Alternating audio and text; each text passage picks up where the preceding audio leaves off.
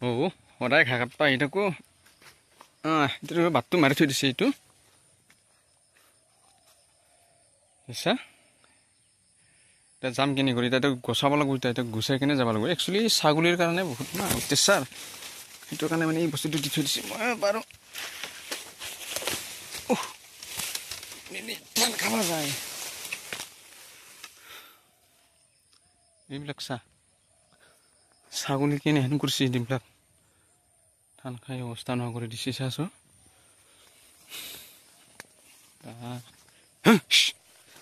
ধান পকিলে আৰু এই ধান পকি গ'ল আৰু এইবিলাক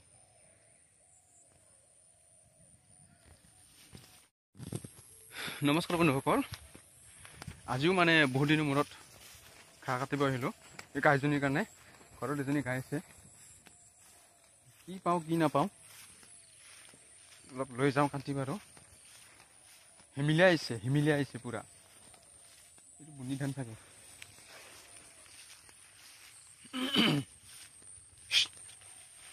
সাপৰ কাৰণে ভয় লাগে না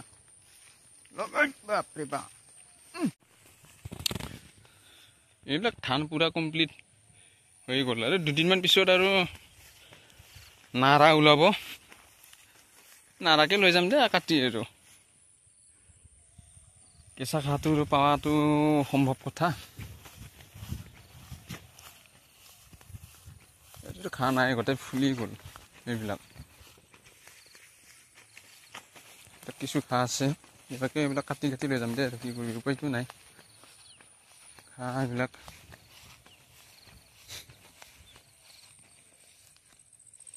কিন্তু খাব জানো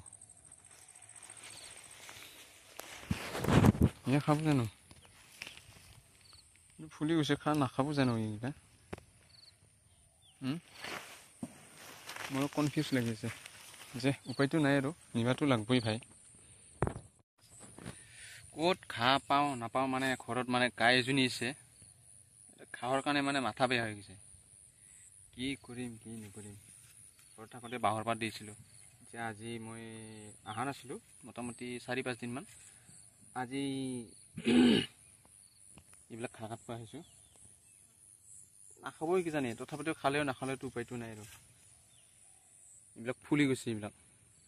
ফুল ধৰিছে নিমখ